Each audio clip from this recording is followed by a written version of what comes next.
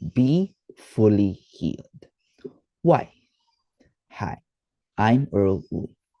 Join me for a talk where the early birds catch the early talks. This is Early Talks.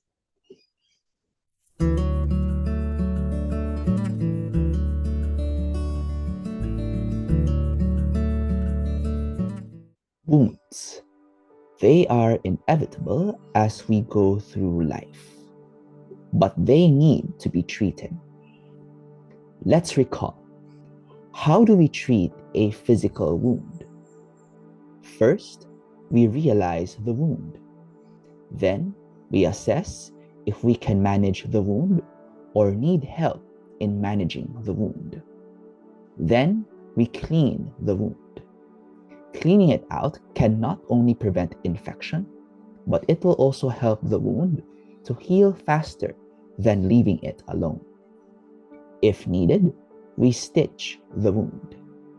And the last step, we bandage the wound. It's the same with emotional wounds, and it takes a lot of intentionality to be healed by them, because sometimes we don't want to. But healing is a choice. Franciscan priest and writer Richard Rohr says this: healing is a long journey. If we cannot find a way to make our wounds into sacred wounds, we invariably become cynical, negative, or bitter.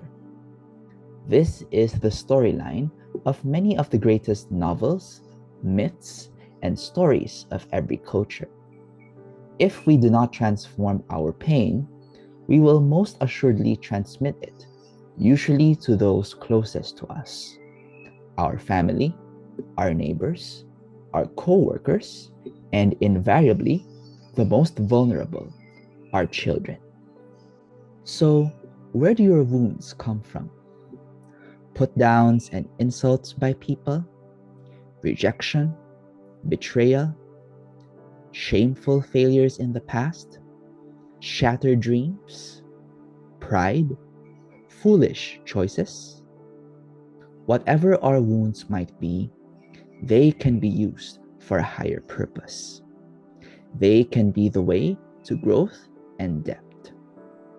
They become your wisdom and a lighthouse for others who will be walking the path you have walked.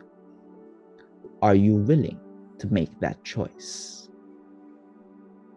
The pain we feel from them can be turned into power. It's a matter of releasing it. How do we do that? We identify the triggers. Author Lewis Howes says this: be grateful for triggers. They point where you are not free. Pay close attention to whatever triggers a reaction from you. Your trigger reveals the spots where an ancient pain is still buried. We also turn to the right people for managing the wound. Managing the wound can't be done alone. If you incorrectly assess the wound, there can be lifelong consequences. An infected wound that has already been improperly healed is harder to clean out than a fresh one. Honesty is key on this.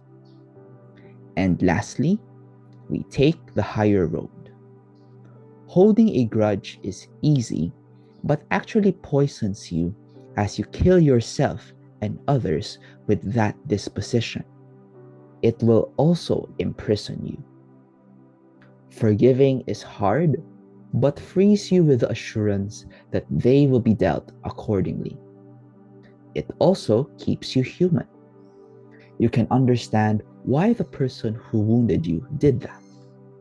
And as you are growing as an individual, so should the person who wounded you. Which one will you choose? I'm sure you want to be the bigger person of that. It won't be easy. I know that very well. But wisdom will tell you that your wounds are not everything about life. There are other good things life has in store for you. The focus is to rise above all and to center on what's happening inside you than what's happening around you. Let this quote from Father Craig Scott be our goal. From every wound there is a scar, and every scar tells a story that says, I survived. So, what about you? What are your wounds that need healing? What stops you from healing your wounds? How will you manage to treat your emotional wounds?